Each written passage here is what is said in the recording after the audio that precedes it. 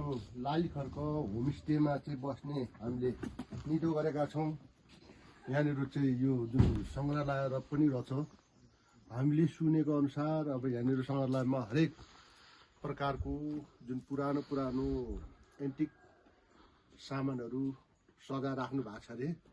र यो पनि म सम्भव भए अनुसार यहाँलाई यहाँको सञ्चालकसँग अहिले म भेटघाट गरेर चाहिँ जुन यो सङ्ग्रहालय पनि देखाउने जमर्को गर्छु। र मैले सुनेअनुसार यो होमस्टेमा अब राम्रै सेवा सुविधा चाहिँ छ अरे भन्ने कुरा मैले पनि जानकारी भएअनुसार आज हामीले आजको नाइट, आजको रात यो होमस्टेमा बिताउने गरेका छौँ। र त्यसले गर्दाखेरि यो होमस्टेको अब हामी सञ्चालक को हुनुहुन्छ उहाँसँग एकपल्ट यहाँ के छ, यहाँको व्यवस्था, यहाँको वातावरण कस्तो छ, त्यो विषयमा चाहिँ मैले गरेको छु। को हुनुहुन्छ यहाँ? या सायद यो चाहिँ बेडरुम होला, यहाँ चाहिँ के अरे बेडरुमहरू जस्तो लाग्यो। यो तल टोयलेट बाथरुम यता तल छ र होमस्टे भने यस्तै हुन्छ।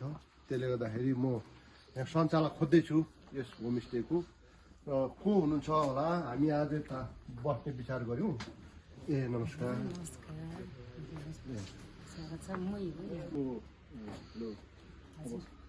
यहाँले जुन उहाँ सञ्चालकज्यूले चाहिँ हामीलाई स्वागत लगाइरहेछ।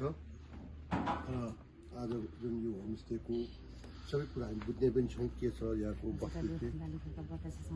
ल थ्याङ्क यू, धन्यवाद।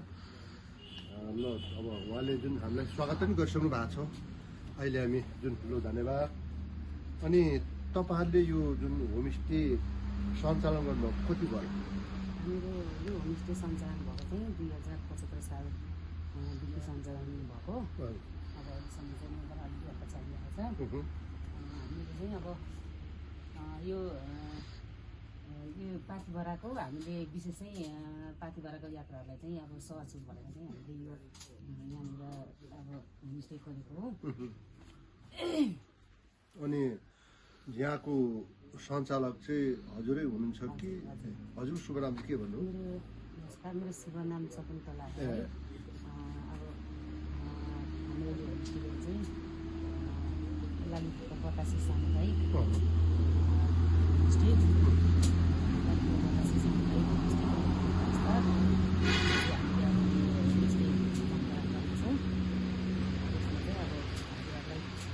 सेवा सुविधा चाहिँ अब यहाँनिर तपाईँले होमस्टे जुन यो अब नेपालमा अहिले होमस्टे अर्को पनि एउटा गोठ स्टे भन्ने पनि एउटा चाहिँ जुन यो संस्कृति र पर्यटन मन्त्रालयले त्यो पनि एउटा चाहिँ सोच बनाएको छ। र होमस्टेमा जुन बस्नु र हामी होटलमा बस्नु चाहिँ फाइदा बेफाइदा त होमस्टेमा अर्ग्यानिक खानेकुरा पाउँछ, सबैलाई थाहा नै छ। र तपाईँहरूले चाहिँ कस्तो खालको सेवा सुविधा दिनुभएको छ पाहुनाहरूलाई? हामीले चाहिँ पाहुनाहरूलाई अब प्रायः चाहिँ अर्ग्यानिक नै खुवाउँछौँ। हामीले आफैले उत्पादन गरेको अब सागसब्जी भयो होइन, अनि ढेँडो सिस्नो, अनि च्याउहरू अब सीताको च्याउ भन्ने हामीले आफै उत्पादन गरेर खुवाउँछौँ। अनि गुन्द्रुक, सिन्की, आलुहरू, सब्जीहरू पनि हामीले प्रायः चाहिँ आफै नै उत्पादन गरेर खुवाउने गरेको छौँ, सबै अर्ग्यानिक नै। त्यसमा अब ढेँडो सिस्नो पनि अब हामीले त्यो सिजनअनुसार अब कोही बेसिजनमा त हामीले अब गर्न सक्दैनौँ होइन। सिजनअनुसार चाहिँ सिस्नो, ढेँडो हामीले सबै गर्छौँ। फापरको रोटी नास्तामा, अनि भुटेको मकै, भटमास, आलु उसिनेर त्यस्तै नास्ता। अनि अरू कुरो मैले यहाँबाट जान्न चाहेको कुरो चाहिँ जस्तै मानिलिउँ अब यो होमस्टेमा पाहुनाहरू आउँछ, उहाँले जस्तै कुनै पाहुनाले हामी आफै नै के अरे खानेकुराहरू बनाएर खान्छौँ भने त्यसको लागि के छ नि? त्यसको लागि पनि सुविधा छ सर। हामीले अब हामीले किचन दिन्छौँ होइन। अनि अब सबै पकाउने दाउरामै बनाएको खाना पाहुनाको इच्छा अनुसार पाहुनाको इच्छा अनुसार अब पाहुनाले ग्यासमै बनाएर खान्छौँ हामी भन्नुभयो भने ग्यासमै बनाउँछौँ, नत्र दाउरामै हो।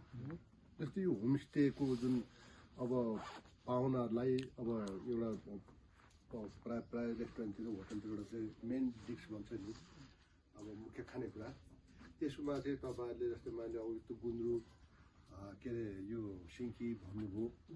अब अर्को कुरो केही छ?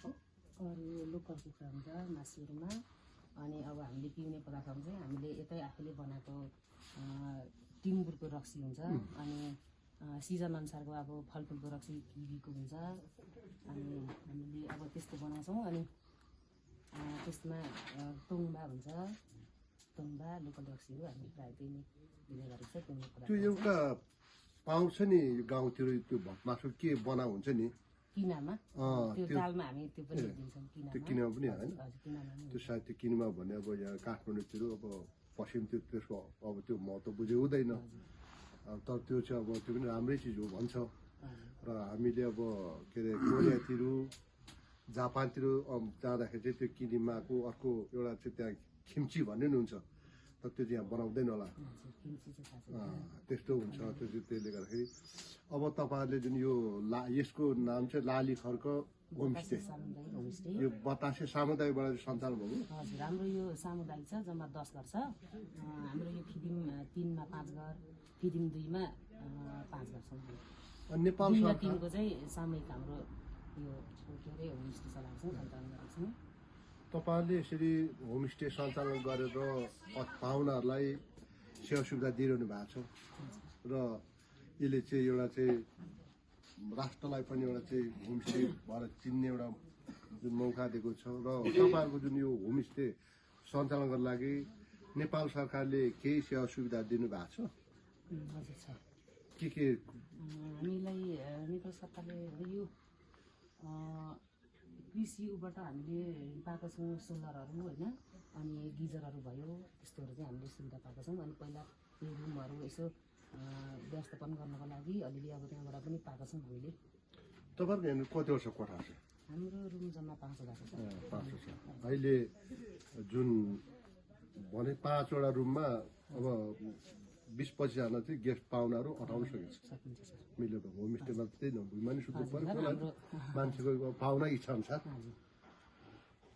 धन्यवाद अब शकुन्तला म्याडम जुन यहाँको होमस्टेमा आज हामीले बस्ने निधो गऱ्यौँ र यहाँनिर अघि पनि मैले जुन भने एउटा चाहिँ सबभन्दा लोभलाग्दो कुरो यहाँनिर एउटा चाहिँ जुन यहाँले जुन एउटा म्युजियम जुन सङ्ग्रहालय बनाउनु भएको छ र आदरणीय दर्शकवृन्द साथीहरू हामीलाई हेरिरहनुभएका सम्पूर्ण देश तथा विदेशबाट हेरिरहनुभएका दर्शक तथा हाम्रा आफन्तहरू तपाईँहरू पनि बेला मौका समयले साथ दियो भने यहाँ चाहिँ आउनु भने सबै तपाईँलाई सेवा सुविधाहरू कुनै कुरो कन्जुस नहुने रहेछ मैले पनि यही बुझेर म यहाँनिर बास बस्दा आएँ आज हाम्रो बास यहीँ हुनेछ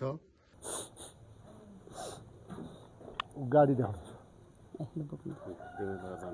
ए के अरे रन्जित गाडी लु स्टार्ट गर हो लु भाइ अब उता किन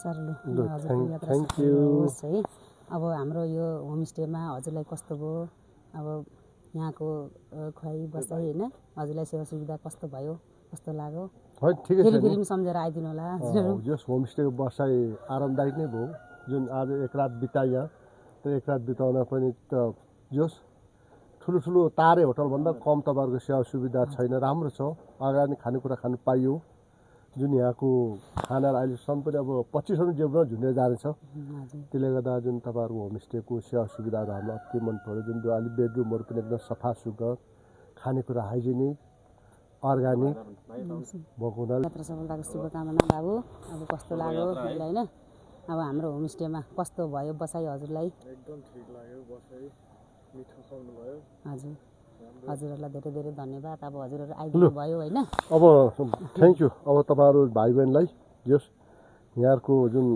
सेवा सुविधामा हामी एकदम सन्तुष्ट छौँ र अब अरूलाई पनि हामी यही भन्छौँ कि तपाईँहरू भइसके होटलमा धेरै पैसा तिरेर होटलमा चाहिँ बिसादी मिसा खानेकुरा खानुभन्दा होमस्टेको हाइजेनिक खानेकुरा खानुहोस् होमस्टेमा बस्नुहोस् नै भने अब स्वास्थ्य ख्याल गर्नुहोस् त्यही भन्न चाहन्छु यात्रा सफलताको शुभकामना हजुरलाई पनि है हाम्रो होमस्टेमा आइदिनु भयो अब होइन हजुरहरूले अब हजुरलाई कस्तो भयो सेवा सुविधा हामीले कस्तो दियौँ अब होइन वास्तवमा यो गाउँमा यस्तो होमस्टेहरू खुल्नुको वास्तविकता चाहिँ यसको महत्त्व चाहिँ अर्ग्यानिक खानेकुराहरू यहाँको सेवा पनि एकदम चुस्त दुरुस्त लगायत एकदम राम्रो लाग्यो। यो होमस्टेको कारणले गर्दाखेरि अन्य हामी जस्तै साथीभाइहरू पनि आउनुहुन्छ, किन भन्दाखेरि तपाईँको जुन सेवाले गर्दाखेरि तपाईँको व्यवहार, तपाईँको खानाको क्वालिटी,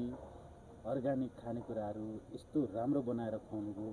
अन्य थुप्रैजना साथीहरूलाई पनि अब हामीले यहाँ पठाउनु पर्ने हुन्छ, किन भन्दाखेरि हामीलाई राम्रो लाग्यो है।